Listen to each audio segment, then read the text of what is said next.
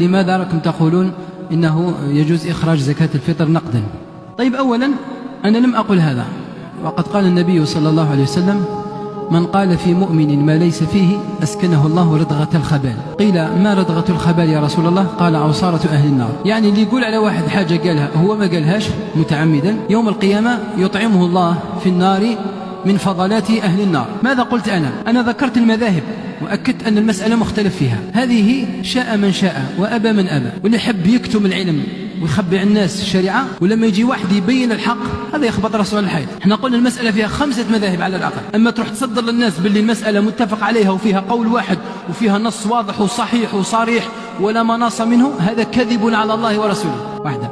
ثانيا، كان فيديو متداول نتاعي، نعم، لكن لو تلاحظوا كانت مورايا صبورة وقتاش درت الفيديو هذا في وقت كورونا والجامع مغلق. ذاك الوقت قلنا احنا اكسبسيون، استثناء هذا العام نمشيو مع رأي الذين قالوا بالنقد، لأنه الأطعمة ما كانتش متوفرة كشتو أيامات كورونا كيفاش، والناس محتاجين الأموال، فملنا إلى رأي الذين قالوا بالنقد ضرورة أو حاجة أو جوازا مع الكراهة. معنا 3 مذاهب كاملة، واضح؟ وزدنا مذهب أبو حنيفة. 4 قعد مذهب المانعين مطلقا. أرجو أن يكون هذا الكلام مفهوم. ثالثا، نفرض أنني وقفت مع الفقهاء الذين قالوا أنه يجوز إخراجها نقدا: أبو حنيفة، البخاري، عمر بن عبد العزيز، الحسن البصري، شيخ الإسلام ابن تيمية وغيرهم كثير، أبو إسحاق السبيعي التابعي، وكاين قائمة. هذو علماء ولا مش علماء؟ ولا العلماء غير تعرف أنت؟ هذه واحدة. ثانيا أو رابعا، أنا في رابعا، مسألة مختلف فيها فرعية فقهية: كيف تعتبرون أن الذي يخالفكم في هذا ليس من أهل السنة وتخرجونه من أهل الحديث؟ هؤلاء جهلة وظلمة. ابن تيمية ليس من أهل السنة؟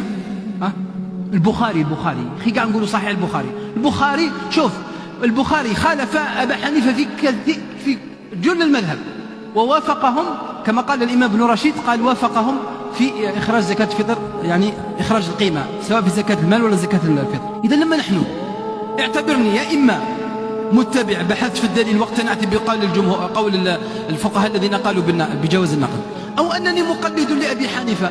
تخيل انت كرانا في زمن أبي حنيفة، لو كان أبو حنيفة حي ما يبان معاه لا ألباني لا بن باز لا عثيمين، ما يبان معاه لا غزالي لا قرضاوي لا بوطي، ما يبانوش كاع، ما يبانوش خلاص.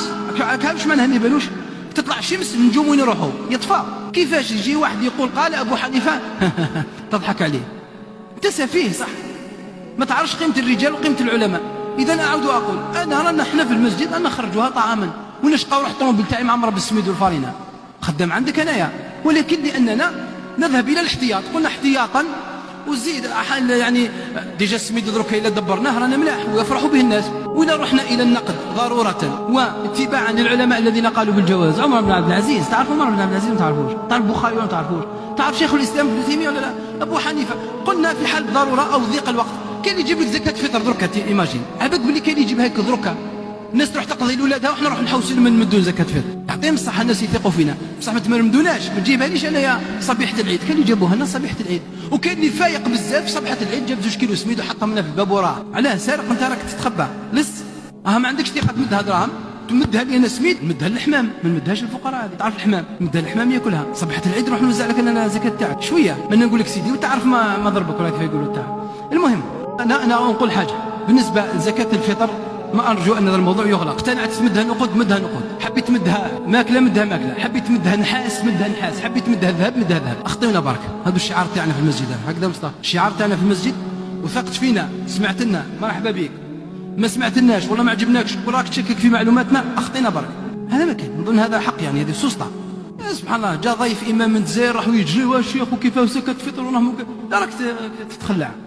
كما واحد رحنا نجيبوه جبدنا له دراهم وقلنا له شريها سميد ولا زبيب ولا تمر، هم بعد يقول لك لا احنا نمدوا السنة روح شري زبيب بمانا والتمر، ماشي ليش انا السميد ب 6000 الكيلو ولا فارينة تروح تكبها على راس الفقير، روح شيلوا التمر تاع دقلة التمر كراك راجل.